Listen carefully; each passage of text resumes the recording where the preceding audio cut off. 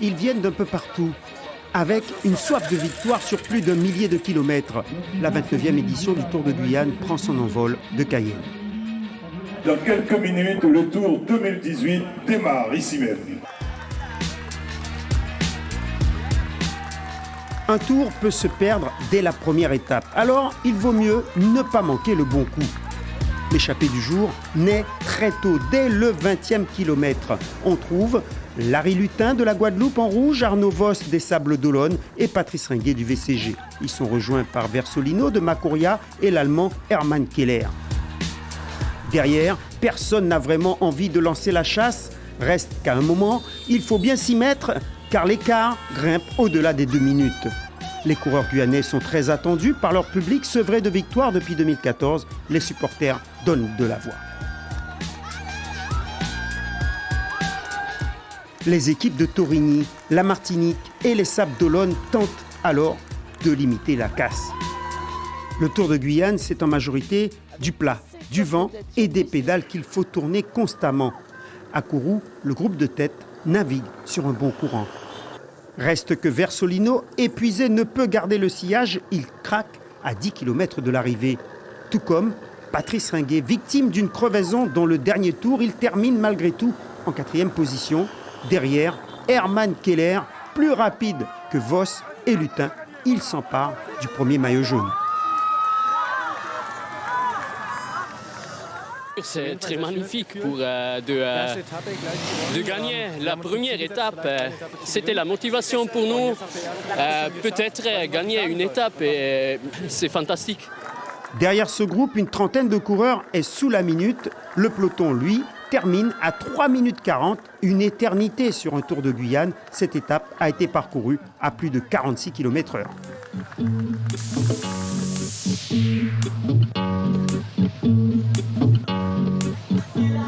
Au départ de la deuxième étape à Montsinéry, chacun se prépare à une rude journée. On fait les derniers petits préparatifs là. Ouais. Puis tu fais l'avant-départ et puis ben voilà, sinon ça va. Ça va. C'est la liste voilà, qu'il faut exactement. Des gars à surveiller. Voilà. Exactement. Principalement quoi. En attendant, la découverte se poursuit pour ceux qui ne connaissent pas la Guyane. Direction la route de l'Est et ses côtes à 10%. Certes, pas méchantes, mais usantes. Demandez aux coureurs ce qu'ils en pensent. Devant, les meilleurs sont à la bataille. Au kilomètre 60, Vincent Luich du centre-nord a pris les devants. Au demi-tour à l'auberge des Orpailleurs, il devance de 28 secondes son coéquipier Piri, l'anglais Shields et Luis Medina Puello de l'ECG. Le peloton est pointé à 46 secondes. À une quarantaine de kilomètres de l'arrivée, Medina cède. 3 hommes sont alors en tête sur les dernières pentes à 10%. Les Guadeloupéens de la KPDL ne veulent rien lâcher. Le peloton est éclaté, le maillot jaune est en souffrance. À 30 km de l'arrivée, la physionomie de la course change. Un groupe se forme en tête. Il y a là les Guadeloupéens Romain Vinto et La Violette, mais aussi Salmon de Torigny, Myron Stanis de l'ECG et le Martiniquais Nubul. Romain Vinto est le plus frais. Il laisse tout le monde sur place pour s'imposer devant La Violette et Salmon. 29 coureurs terminent avec une trentaine de secondes de retard. Hermann Keller règle le peloton, mais avec 5 minutes de retard.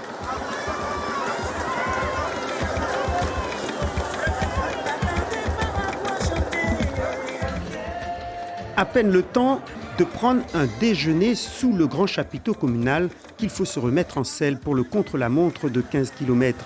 L'épreuve est dominée par Larry Lutin de la KPDL à plus de 45 km/h. Vincent Lebel du VCK a presque rattrapé le coureur parti avant lui. Il termine à la seconde place, à 5 secondes du vainqueur. Grégoire Salmon de Torigny complète le podium, 3e dans le même temps, alors que Patrice Ringuet du VCG a limité les dégâts. Il est 7e à 20 secondes. Il s'empare du maillot jaune avec 13 secondes d'avance sur Salmon et 33 sur le Courroucien Ludovic Exoir. Je me suis préparé avec le Vélo Club Guyanais pour performer lors du Tour de Guyane. Aujourd'hui, il arrive tôt, c'est vrai, mais bon, On va le défendre, on l'a pris, on va le défendre jusqu'au bout. Alors,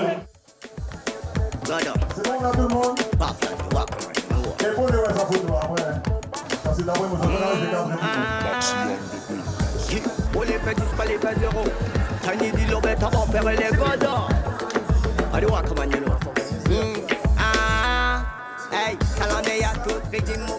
La troisième étape est un classique du Tour de Guyane. La caravane quitte l'île de Cayenne pour le pays des savanes et la commune de Sinnamary, au centre du littoral. Un homme ne sait pas encore qu'il va être le personnage central de cette étape. Pas trop de travail là, Doc, depuis le départ? Pas trop de chute cette année, donc ça c'est bien pour le moment, on croise les doigts. Surtout on croise les doigts. Dès le 3e kilomètre, 3 coureurs se décroisent les doigts pour prendre la poudre d'escampette. Stéphane Merrill de l'ECG, Benjamin Martin de Torigny en bleu et l'intenable allemand Hermann Keller. Il va consolider son maillot des points chauds. Les 3 hommes sont à plus de 5 minutes au général. Cela laisse de la marge au VCG. L'équipe du maillot jaune imprime le tempo du peloton. Au kilomètre 50, l'écart monte à 3 minutes. Le VCK d'Exfort, bien obligé, vient prêter main forte.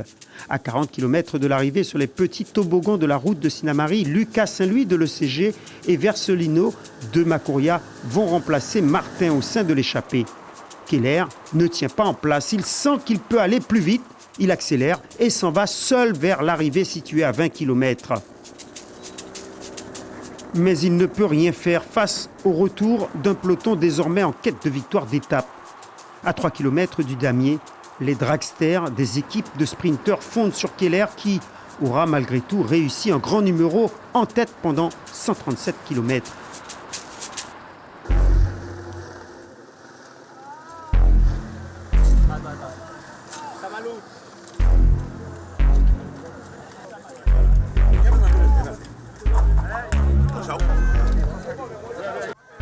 Malheureusement, une grosse chute survient à quelques encablures de la fin de l'étape.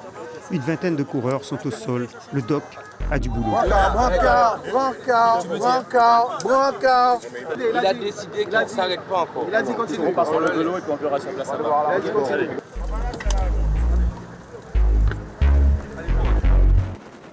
Face à la souffrance des coureurs, la victoire au sprint de Cédric Ramotte devant Baptiste des Sables-d'Olonne et Nieves de Sinnamary passe au second plan. Au classement général, pas de changement.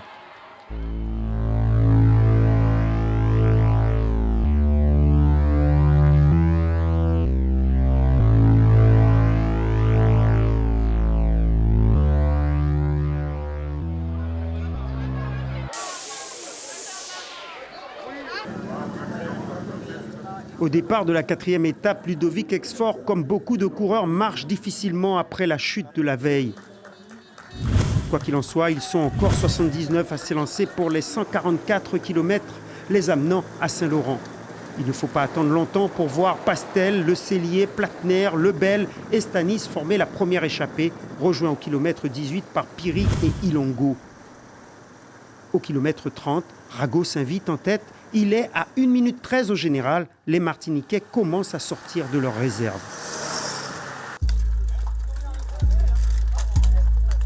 Mais à l'entrée du pont d'Irakubo, une nouvelle chute envoie encore une vingtaine de coureurs sur l'asphalte.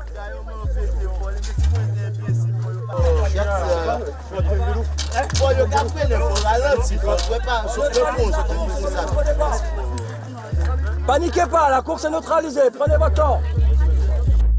Ceux qui ont échappé à cette nouvelle chute attendent un peu plus loin. Le ton est plutôt léger. Mais aujourd'hui, la course a été neutralisée. C'est un jour sans, tout le monde rentre à l'hôtel aujourd'hui. Pas vraiment, Thierry. Il faut repartir. Le show ne s'arrête qu'après l'arrivée.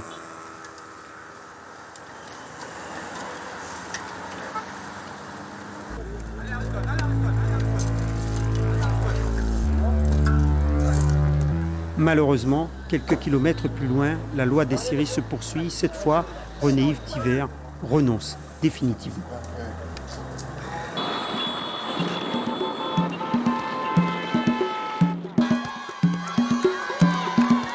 Esselé et attaqué de toutes parts, Patrice Ringuet fait face et toutes les tentatives d'échapper sont vaines. À 7 km de l'arrivée, Rago, Shields et Saint-Louis rêvent d'en finir. Mais le peloton passe sous contrôle de la KPDL avec comme arrière-pensée une arrivée au sprint. Cette fois, les hommes de tête résistent, sauf Saint-Louis, atteint lui aussi par le syndrome de la chute qui aura fait des dégâts sur cette étape remportée par Thierry Rago devant Shields. Au général, pas de changement.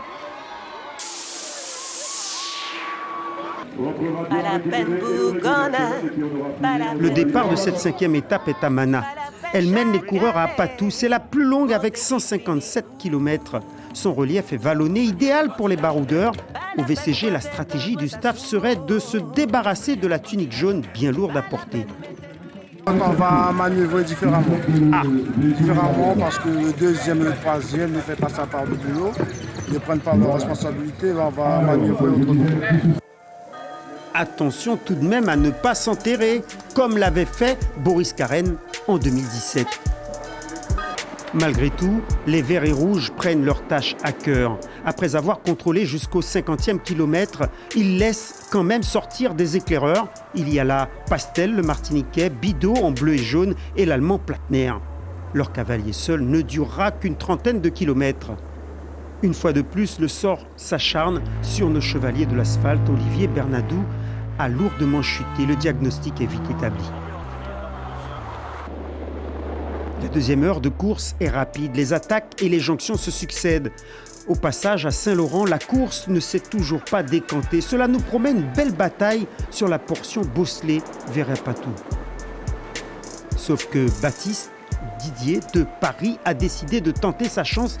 Il sait qu'il va falloir rouler vite et longtemps. Son avance ira jusqu'à 1 minute 15. Malheureusement pour lui, derrière, les attaques recommencent. Patrice Ringuet répond présent, démontrant qu'il ne veut pas lâcher son maillot jaune. Même Michael Laurent se décide à sortir du bois. Mais en vain. Reste qu'un groupe de 7 coureurs parvient à s'échapper. À 20 km de l'arrivée, il possède 45 secondes d'avance. L'enclume le mieux classé est à 1 minute 11 au général. Ringuet va gagner son bras de fer avec Torigny. L'équipe de Grégoire Salmon, sentant monter le danger, finit par réagir. Conséquence, il n'y aura pas d'arrivée détachée. Le sprint est lancé de loin. Ludovic Bidot des Sables d'Olonne s'impose avec autorité devant Ramotte et Ilongo. Au général, pas de changement. Ringuet termine son 3e jour en jaune, mais la Guyane n'a toujours pas signé de victoire d'étape. Monsieur Patrice Ringuet du VCG.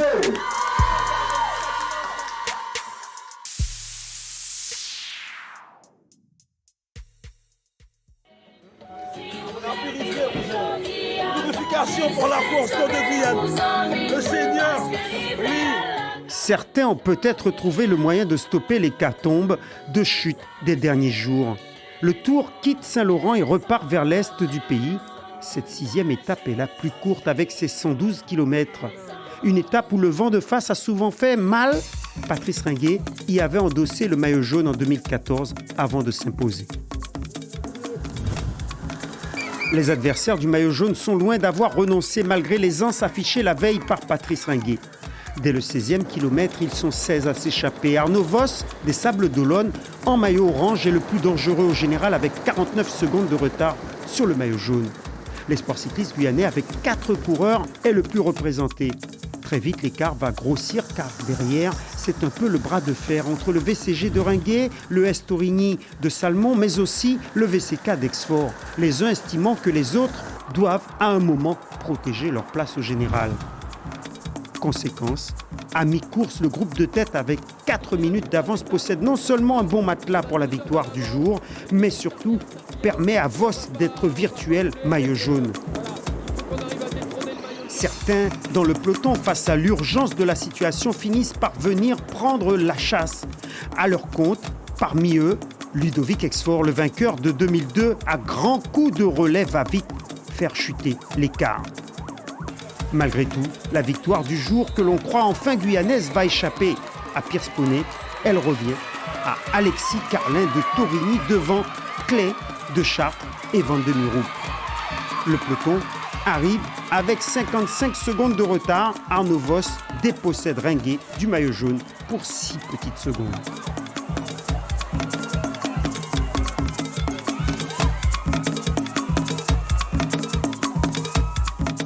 Écoutez, j'avais le maillot, on voulait me déshabiller. Aujourd'hui, quelqu'un d'autre a le maillot, je vais voir de mes yeux ce qu'ils feront les adversaires. Surtout les Guyanais, vu qu'ils avaient envie d'avoir mon maillot. Donc je suis pas énervé, mais je fais comprendre que je peux pas faire plus aujourd'hui. Super heureux, c'est génial. On a fait un beau mouvement de course aujourd'hui et ça a payé, donc c'est chouette. Vous vous attendiez à faire une telle différence ce matin? Non, honnêtement non, mais j'ai vu une opportunité, j'y suis allé, je suis tombé dans un bon groupe, j'ai donné le maximum toute la journée et ça a payé, donc c'est vraiment bien.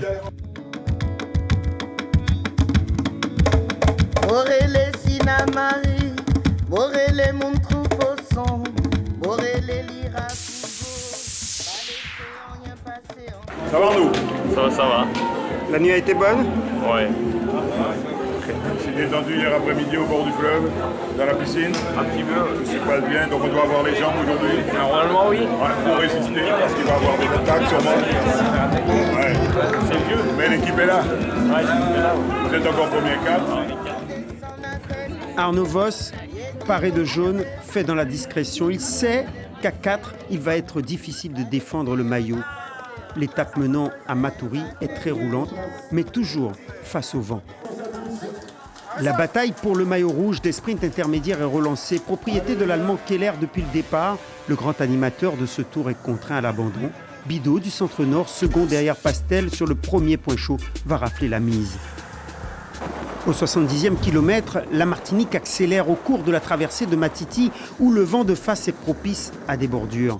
Conséquence, un groupe d'une quinzaine de coureurs s'extirpe du peloton. On note la présence d'Exfort, Michael Laurent, Teddy Ringuet et un certain Kevin Le Breton, coéquipier d'Arnaud Voss, le maillot jaune.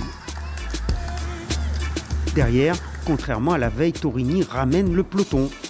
Mais les coéquipiers de Salmon vont se faire contrer par Voss, qui parvient à se glisser dans une échappée qui prend forme à 30 km de l'arrivée. Outre le maillot jaune, accompagné par son coéquipier le Breton, il y a là la Violette, Teddy Ringuet, les Martiniquais Laurent et Rago. Malgré leurs efforts, les coureurs de Torini ne reverront plus Arnaud Voss et son groupe. Il en est de même pour Patrice Ringuet qui renvoie l'ascenseur à ceux qui ne voulaient pas collaborer la veille. La victoire d'étape revient à Thierry Rago au terme d'une belle arrivée. Il devance Bidot et la Violette. Salmon, Exfort et Patrice Ringuet perdent 1 minute 11. Le directeur sportif de Torini ne décolère pas.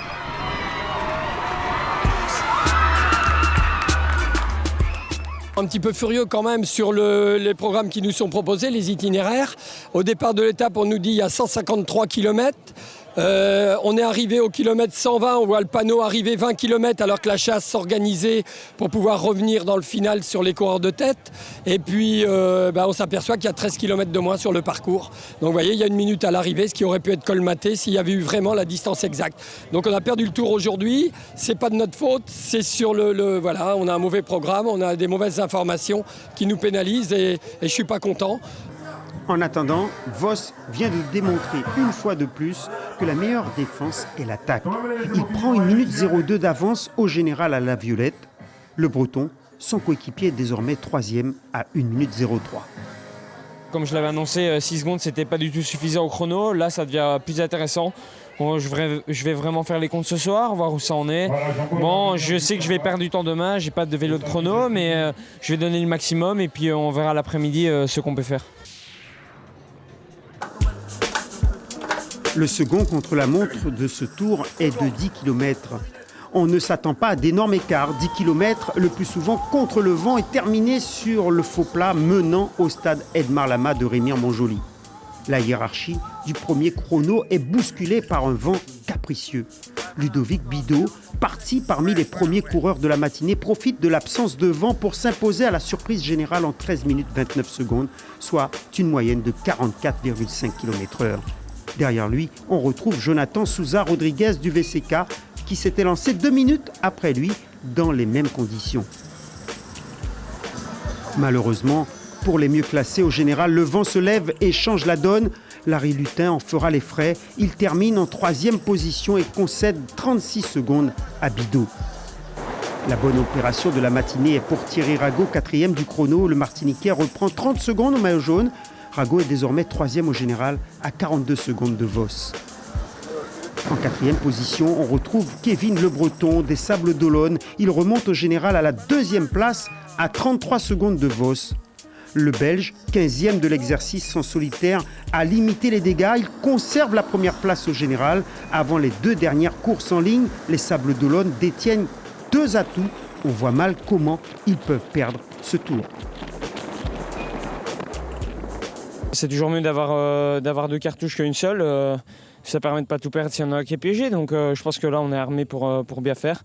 Maintenant, on sait qu'on va être attaqué, qu'on n'est plus beaucoup dans l'équipe, mais on va tout faire pour garder ce maillot. Qui félicite notre champion Arnaud Vost et Alisson également.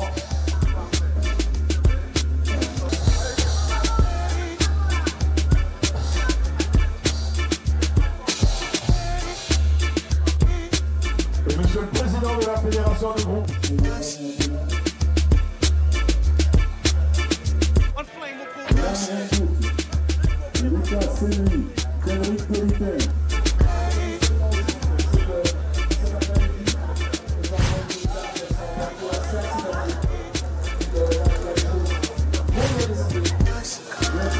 Les adversaires de Vos et Le Breton sont loin d'avoir rendu les armes. Dès le départ de cette étape qui emmène les coureurs vers la route de l'Est et ses bosses, les coureurs des Sables d'Olonne sont au charbon. Il faut jouer du braquet et répondre présent. En cette veille de fin de tour, le spectacle est aussi bien dans le peloton que sur le bord de la route.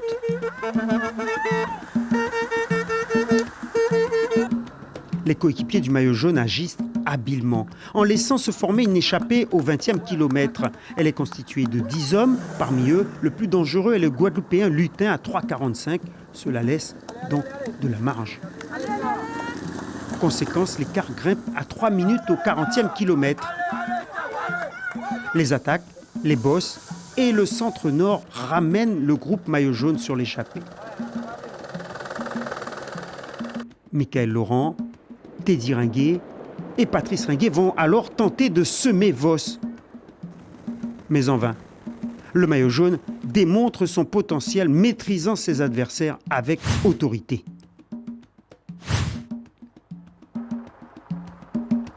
Reste la victoire d'étape. À 3 km de l'arrivée, au sein du petit groupe de tête, Jean-Emmanuel Lorendo s'en va avec Larry Lutin pour se disputer la récompense. Le Martiniquais plus frais s'impose pour la première fois sur le tour. Quant à Arnaud Vos et ses adversaires, ils terminent à une dizaine de secondes. À 24 heures de la fin de cette 29e édition du Tour, tout semble rouler pour le leader belge et son équipe des Sables d'Olonne.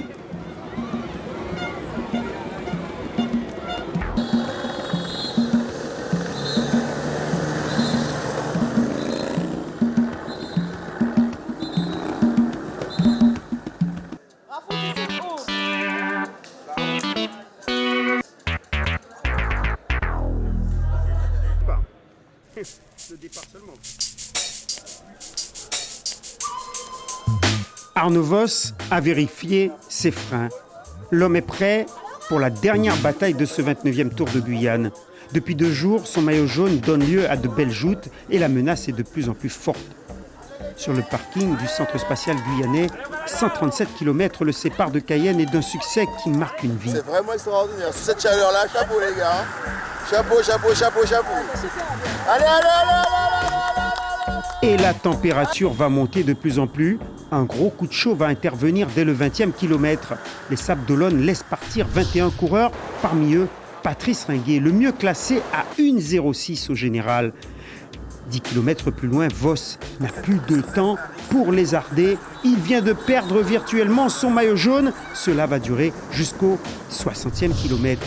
La Martinique sauve alors les meubles en roulant ventre à terre pour ne pas voir s'envoler en fumée sa place sur le podium. Conséquence, l'écart fond. Mais c'est une accalmie de courte durée. Arnaud Vos est remis sur les charbons ardents et finit par craquer. La Violette en rose, 4e au général à 56 secondes, sort en compagnie de Jules Lanclume. Très vite, d'autres coureurs sentent la chaleur du coup. Teddy Ringuet, mais surtout Kevin Le Breton, coéquipier de Vos, et dauphin au général. Ils se sont glissés dans cette contre-attaque. Au kilomètre 107, les Guadeloupéens, dans leur quête de podium, emmènent le Breton vers le maillot jaune. Vos est dans le dur. Sa flamme faiblit au fil des kilomètres. Il ne reverra plus les échappés. Ses espoirs ont volé en fumée. La victoire d'étape revient à l'Allemand Platner devant l'enclume. Arrivé avec 2 minutes 04 d'avance sur son coéquipier, Kevin Le Breton enlève le tour devant Thierry Rago de la Martinique et Loïc Laviolette de la KPDL. Patrice était diringué devant Vos, finalement 6e. Le Belge, à l'issue de l'arrivée et après avoir perdu son maillot jaune au cours des 30 derniers kilomètres de cette 29e édition du Tour, est inconsolable. Vos qui pleure, le Breton qui sourit. À 24 ans, il enlève la première grande victoire de sa carrière.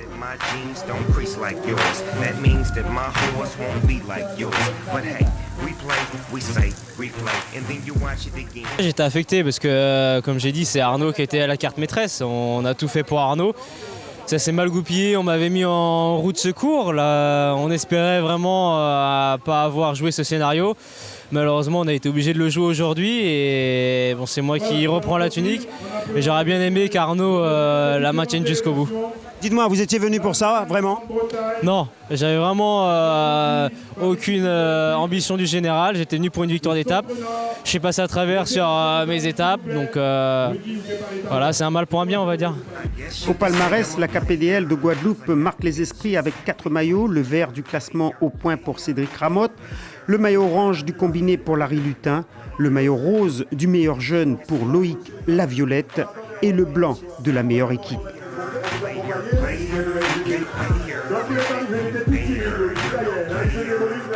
Quant à Ludovic Bidot de Chartres, il repart avec 2 maillots, le rouge des sprints intermédiaires et celui de la combativité. Le cru 2018 aura été de qualité, vivement la 30e édition du Tour de Guyane.